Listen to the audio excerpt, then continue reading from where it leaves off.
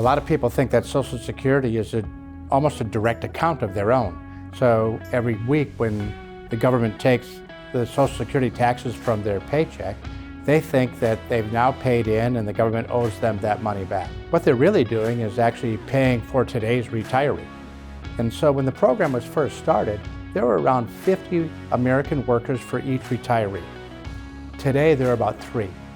And so we have 3 workers today that are working to cover the Social Security payment for 1 retiree. And none of that money is actually put in reserve for them. It's not in their name. All the Social Security Administration tracks is what their wages were. Today, they're now paying for the generation that's currently retired. When they retire, the generation behind them will pay for their retirement.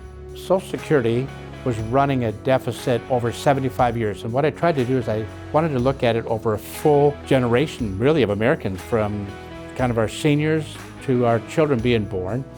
What would it take to fix that? And the deficit was around $36 trillion at the time that I wrote the Save Our Social Security Act back in 2015. What I wanted to do was try to ensure that my grandchildren, that Social Security would still be there when they retired. And also that it wouldn't really bankrupt the country. Today, the country itself is $34 trillion in debt, and that is exploding. Right now, if you look at Social Security and Medicare combined, 100% of this nation's unfunded promises or obligations are in those 2 programs. And so I tried to write a piece of legislation that would solve that problem, at least take that $36 trillion deficit that Social Security has over the next 75 years and have it fully funded. That would require additional revenue, which Republicans hated, and it would require some change in benefits that Democrats hate. And the trick to getting anything done in Washington, D.C. is getting something that both sides hate. If both sides hate it, you're likely in the sweet spot. When I look at my own piece of legislation, why it didn't happen or why it didn't go anywhere, is I don't think that the Speaker of the House wanted to address the problem yet. In fact, he told me flat out, the American people aren't ready for a fix. I did not sit in the House Ways and Means Committee, so I was at a disadvantage.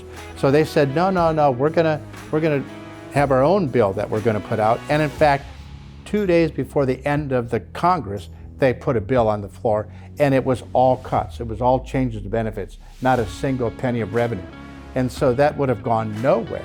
I had the only bipartisan sponsored Social Security reform bill since 1983. And so I did have Democrats on my bill, I did have Republicans on my bill, because I put things in there that both sides wouldn't like. For Democrats, when they saw that I put revenue on the table, they knew that I was serious about fixing the problem.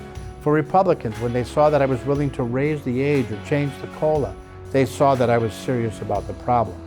It's just that the leadership wasn't ready to be serious about the problem.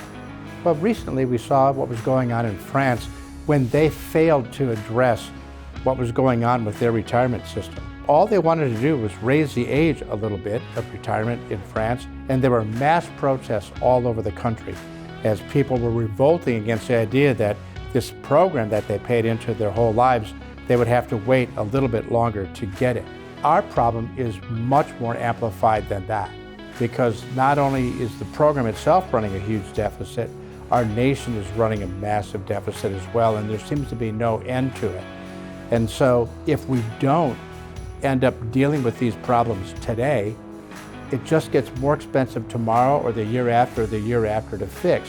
And you're compressing the amount of time and forcing fewer Americans to contribute to solving the problem. If we want to avoid a legitimate debt crisis in the country, we have to deal with programs like Social Security.